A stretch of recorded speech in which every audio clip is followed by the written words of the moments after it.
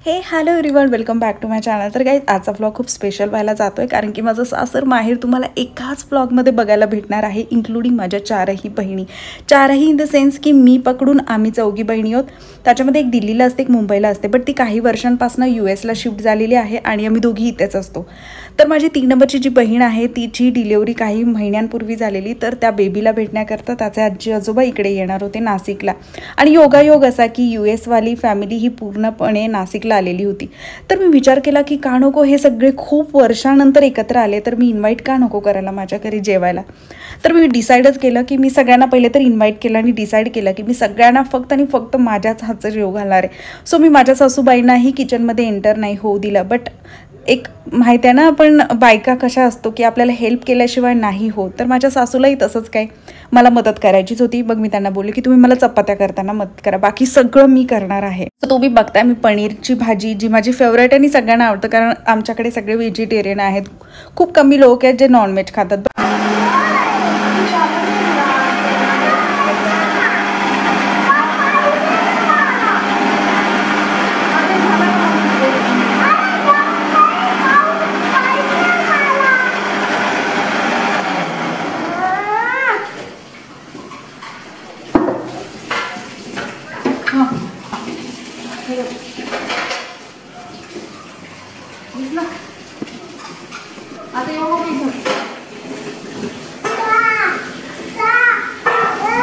तर सगळीच माणसं व्हेजिटेरियन आहे. इव्हन त्यांना पनीर खूप आवडतं आणि ते नेहमी बोलतात की तुझ्या घरी आम्ही जेव्हा केव्हा येऊ ना, तू आमच्याकरता पनीर बनव, कारण त्यांना मी बनवलेली भाजी खूप आवडते पनीरची. तर एक असतं ना की आपल्या हातचं कुणाला तरी काहीतरी आवडतं, तर तो मेन्यू आपण जेव्हा बनवतो तर तो खूप एक्सायटेड होऊन बनवत असतो मनापासून अगदी. आणि मला असं वाटतं की एवढ्या सगळ्या लोकांना जेवण जर का बनवायचा कधी योग येतो ना, तर तो आपल्याकरता एक छोटासा टास्क असतो. तर मला असे वेगवेगळे टास्क लाईफमध्ये एक्सपिरियन्स करायला खूप आवडतात. तर मी आज डिसाईडच केलं होतं की जेवण तर माझ्या हातचंच बनणार आणि ते मी खूप प्रेमाने बनवणार. पहिले तर मी भाजी कशी बनवली ते दाखवते. पनीर फ्राय केलं, गरम गरम पाण्यात टाकलं. पातेलं बघता तुम्ही, तेवढं पातेलं भर भाजी बनवते, जेणेकरून कमी नको यायला. टोमॅटो प्युरी साईडला बनवून ठेवली. कांदा, आलं, लसूण पेस्ट बनवून पहिले फ्राय केलं, त्याच्यानंतर टोमॅटो प्युरी टाकली. आणि ह्या पूर्ण म्हणजे एवढं पातेलंभर भाजी बनवण्याकरता मी फक्त टोमॅटो 2 वापरले आहेत. मग पावभाजी का असे ना, माझ्या प्रत्येक मसाल्याच्या भाजीमध्ये टोमॅटोचा वापर खूप कमी असतो, कारण टोमॅटो आंबटपणा जास्ती देतो आणि भाजीची टेस्ट जाते. सो मी टोमॅटो कमी यूज करते. तर 2 टोमॅटो यूज केले. मसाल्याकरता मी घरचा मसाला घेतला आहे. एव्हरेस्टचा जो मसाला असतो पनीर टिक्का मसाला, तोही घेतला आहे दुधामध्ये मिक्स करून, जसं त्याच्यामध्ये मेन्शन केलेलं असतं की दुधामध्ये आपल्याला मिक्स करायचं आहे. तर ते साईडला बनवून ठेवलं होतं मी. घरच्या मसाल्यामध्ये मी मसाल्याचे माझ्याकडे 2 झाडं आहेत. एक नागिलीचं पान, दुसरं एक मसाल्याचं त्याचं नाव मला नाही माहिती आहे, बट त्याचा फ्लेवर जो भाजीत उतरतो ना, अप्रतिम भाजी लागते. मला त्याचं नाव खरंच नाही माहिती आहे, मी ते शोधून तुम्हाला नक्की सांगेन. त्याचे 2 पानं घेतलेत, कोथिंबीर घेतली, घरचा मसाला एकत्र दळलाय. जो आपला विकतचा मसाला असतो पनीर टिक्का मसाला, तो दुधामध्ये मिक्स केला, तुम्ही बघता. त्याच्यानंतर हे सगळं जे आहे ते ह्या प्युरीमध्ये जाणार आहे, टोमॅटो आणि कांदावाला. आणि टोमॅटोची प्युरी तुम्हाला कांदा आणि आलं लसणाची जी पेस्ट आहे ती पूर्णपणे फ्राय झाल्यानंतरच टाकायची आहे. जेव्हा कांदा वेगळा होतो तेलातून, त्याच वेळी तुम्हाला टोमॅटो प्युरी टाकायची, नेहमी लक्षात ठेवायचं.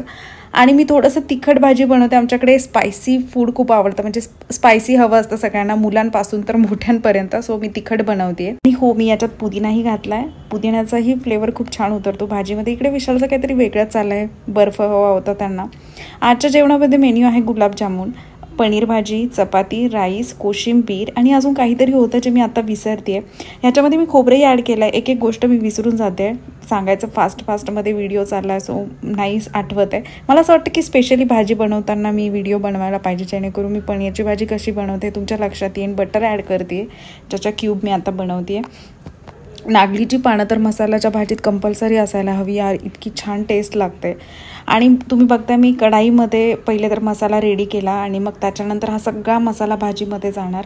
आणि आपण जेव्हा विकतचा मसाला ॲड करतो दुधामध्ये तर भाजीला घट्टपणा येतो. तूप टाकते, तुपाशिवाय तर माझी भाजी कंप्लीट होतच नाही. मला तूप हवंच असतं, कारण त्याचाही फ्लेवर भाजीमध्ये उतरतो आणि भाजी खूप छान लागते. आता मी साईडला ठेवलेला विकतचा जो मसाला आहे, जो दुधामध्ये मी मिक्स केलेला, तो ॲड करते. ह्याच्याने काय होतं ना, भाजीला घट्टपणाही येतो, फ्लेवरही उतरतो आणि भाजी खूप छान लागते. तर मी डिरेक्टली आता हा मसाला पनीरच्या पातेल्यात टाकणार, जिथे पनीर आहे. वटाणे मी उकडून घेतलेले कुकरमध्ये साईडला, ते पण लास्टला जाणार. मग आपल्याला चवीनुसार मीठ घालायचं आहे. आता तुम्ही बघताय मी पातेल्यामध्ये मसाला टाकणार आणि पनीरच्या क्यूब तुम्ही बघताय, बघूनच तोंडाला पाणी सुटतं. मला नुसतं पनीर खायलाही खूप आवडतं, फ्राय केलेलं कच्चं खायला आवडतं, कधी कधी ते पण खाते. विराट आणि मी आम्ही चालू असतं आमचं, जेव्हा पनीर घरात येतं आम्ही थोडं थोडं करून खातो. तर आता भाजी तुम्हाला पातळ दिसते, पण थोड्या वेळात ती खूप घट्ट होणार, जसं उकळायला लागणार ना थोडी भाजी. मी अजून गॅस पण चालू नाही केला आहे. वटाणे टाकते आहे आणि अंदाज घेऊन पाणी टाकणार आहे आणि पाणी गरमच टाकणार आहे. जेव्हा केव्हा भाजी बनवतो आपण आणि आपल्याला पाणी जर का वरतून टाकायची गरज असेल, कधी पडत असेल गरज, तर गरमच पाणी घालायचं, नाहीतर थंड पाण्याने भाजीची टेस्ट जाते. वरतून कोथिंबीर घातली आहे, भाजी थोडी घट्ट व्हायला लागली आहे, बघताय तुम्ही. आणि भाजीची चव अप्रतिम होती. म्हणजे आता तुम्हाला तर बघूनच अंदाज घ्यावा लागणार आहे, बट फॅमिलीला खूप आवडलेली भाजी. आता 10-15 मिनटं कमी गॅसवर भाजी तशीच राहणार. हे आहे चीज, त्याच्या क्यूब बनवते आहे आणि आता ह्या तशाच जाणार भाजीमध्ये. ह्याच्याने ही भाजीची चव खूप छान होते आणि स्पेशली खूप लोक असले, आपल्याला कुठला प्रोग्राम असेल तर आपण आवर्जून घालतो. भाजी बघता तुम्ही कशी दिसते, किती यम वाटतंय, बघायलाच टेस्टी वाटते. आणि भाजीच मेन तर मी खूप मन लावून बनवत होते आणि मनोमन स्मरण करत होते की अन्नपूर्णा माता, तुझा जो गुण आहे तो माझ्या भाजीत उतरू दे, माझ्या जेवणात येऊ दे, सगळ्यांना माझं जेवण आवडू दे आणि ते सगळ्यांच्या अंगी लागू दे, अशी प्रार्थना मी नेहमी करत असते जेवण बनवताना. कारण तो खूप एक मेन पार्ट असतो की अन्नपूर्णा जी असते, म्हणजे जी घरातली बाई असते, ती जेव्हा स्वयंपाक बनवते ना, तिच्या माइंडमध्ये ज्या पण गोष्टी असतात त्या सगळ्या जेवणात उतरत असतात. मग भले आपण टेन्शनमध्ये असू दे, स्ट्रेसमध्ये असू देत, पण जेवण बनवताना आपल्याला त्या गोष्टी साईडला टाकाव्या लागतात आणि आपल्या माइंडमध्ये गोष्टी चांगल्या चांगल्या जबरदस्ती का होईना पण आणाव्या लागतात. कारण आपल्यावर बाकीचे लोक डिपेंड असतात, आपली एनर्जी त्याच्यात जाते आणि मग तेच सगळ्यांना आपण जेवायला देतो आपल्या हातचं. तर मला असं वाटतं की सगळ्यांनी हॅपीली, म्हणजे त्याचं आपलं जे जेवणाचं गुण आहे तो सगळ्यांच्या अंगी चांगला लागला पाहिजे. म्हणून मग देवाचं स्मरण करून जेव्हाही आपण जेवण बनवतो ना, तर तो गुण अन्नपूर्णा मातेचा आपल्या जेवणात उतरतो आणि जेवण अल्टिमेटली खूप सुंदर बनतं. चवही खूप छान लागते, कारण आपली पॉझिटिव्हिटी कुठे ना कुठे त्याच्यात ॲड झालेली असते. आपण पॉझिटिव्हली घेतो त्या गोष्टी की आता मी स्मरण केलं तर आपलं जेवण चांगलं बनणार आणि अन्नपूर्णा मातेचं गुण जे आहे ते आपल्या जेवणात जाणार. तर हे मला असं वाटतं की सगळ्या महिलांनी ट्राय करायला पाहिजे.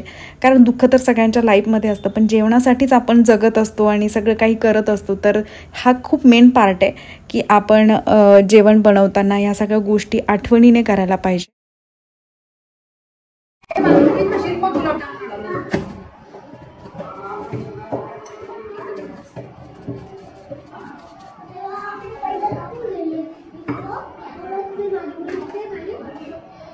मी तुला ताटा देते, मी तुला ताटा देते पहिले, तू जोपर्यंत माझी पोळी संपत नाही.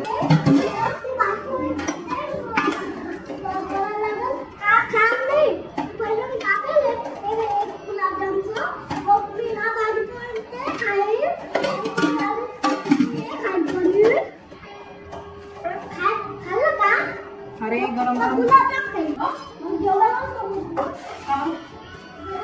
सांगते मी.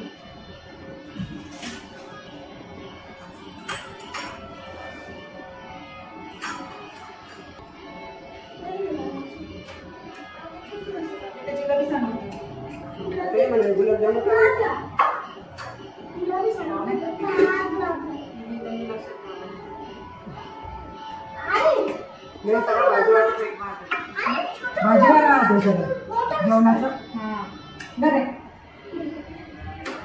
हॉलमध्ये बस वाटलं तरी नाही तरी त्याच बस हे याच्याकडे लक्षच नको देऊ संपत नाही. हां ठीक आहे, अजून घे पातेला पनीर आपल्याकडं. पाहुणे रस्त्यातच होते आणि मला तर अजून रेडी व्हायचं आहे, कपडे बदलायचे आहेत आणि त्याच्यानंतर घरातला पसाराही आवरायचा होता.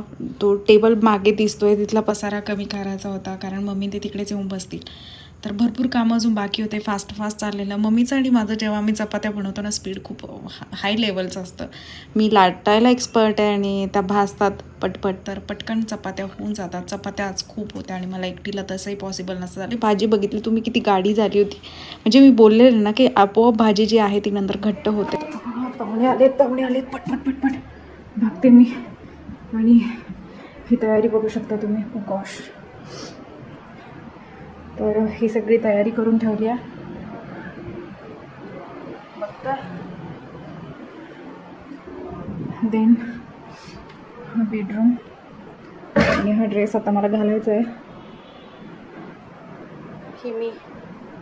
ही अशी आता अजून रेडी नाही झाली आहे. पटपट रेडी होते कारण की अजूनपर्यंत मी स्वयंपाकच करत होते आणि पाहुणे येऊन लागले. सो मी पटपट कपडे चेंज करते आणि मग त्याच्यानंतर मी पाणी वगैरे देते. मग चहा घेणार असेल तर चहा, नाहीतर मग डिरेक्टली जेवण. सो पटापट आवरते. आणि आमचे टर्टल झोपले आहेत. ह्या रूममध्ये तयारी करून ठेवली आणि इकडे सगळे बसायला येतील पुन्हा. सो हे रेडी करणं खूप गरजेचं होतं.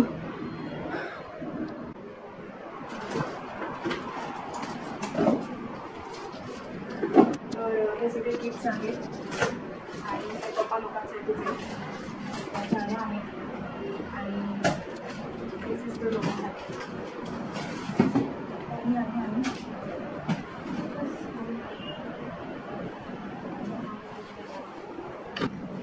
आज मात्र तुम्हाला माझी सगळी फॅमिली बघायला भेटणार आहे. हे मिलिटरी प्रिंटेडवाला शर्ट जे आहे ते US वाले जिजू आहेत. दुसरे विशाल तुम्ही बघता पप्पा आहेत उभे, जे टॉवेल टोपी देत आहेत. बसले ते त्या जिजूंचे पप्पा आहेत, मुंबईला असतात ते. इकडे दिल्लीवाले आहे ज्यांना आता टॉवेल टोपी दिलाय. ते मोठे लॉयर आहेत दिल्लीचे आणि आता जजही बनणार आहे. त्यांनी एक्झामही पास केलेली आहे. मुंबईचे जे आहेत ते PI होते, आताच रिटायरमेंट झालं, बट मुंबईचे PI होते ते. आणि हे माझ्या 1 नंबरच्या दीचे सासरे आहेत. पप्पा माझे जे हक करतायत माझ्या सासऱ्यांना आणि नॉर्मल स्माईलही येत होतं त्यांना. तर पप्पा थोडेसे असे सिरियस मोडवरच असतात. कॅमेरा बघून कॅमेरा कॉन्शियस होऊन जातात. पप्पा माझे जसं तुम्हाला माहिती आहे PSI होते, आता रिटायरमेंट झालं त्यांचं जस्ट. ही दिल्लीची बहीण आहे, तिची सासू आहे. मम्मी त्यांना हळदी कुंकू लावतात. तिकडे मोठ्या दीची सासू आहे. त्याच्यानंतर हे दिल्लीवाले जे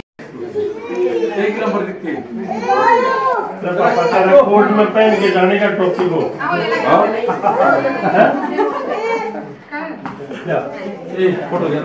कोर्ट में पहन के जाने का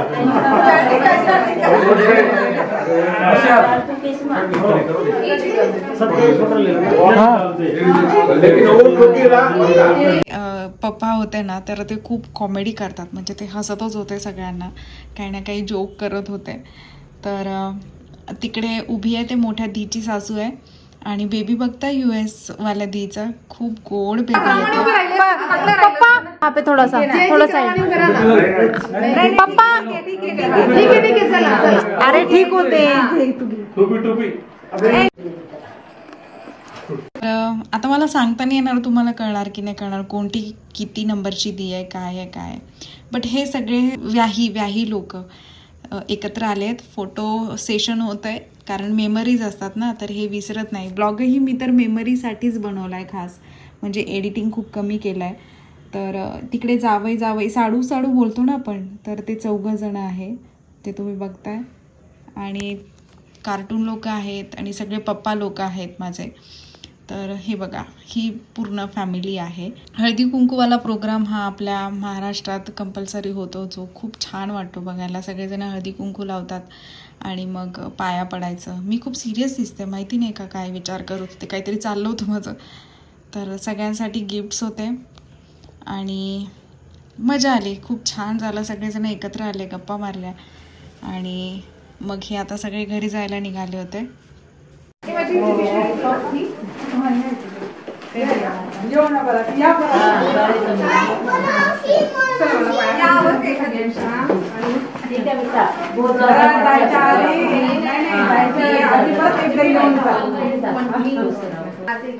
बरं काय बोलावं वाटलं का त्याला घेऊन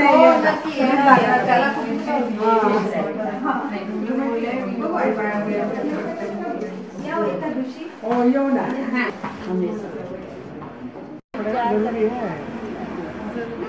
अगले साल 70 में गाना जरूर है।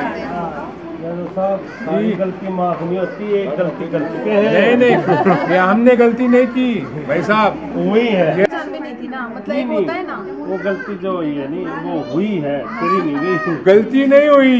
यू आर एडवोकेट, कितने विशाल यू आर एडवोकेट। मैंने बोले गलती नहीं की है, हुई है, इसको भी एक्सेप्ट कर ले। पण या भाऊ वेळ काढून येऊ भाऊंना काय सांगते यांच्यासोबत म्हटलं तुम्ही पण या पप्पा आम्हाला घेऊन जा. एकावर नाही घेऊन जा हा. आता रिटायरमेंट आज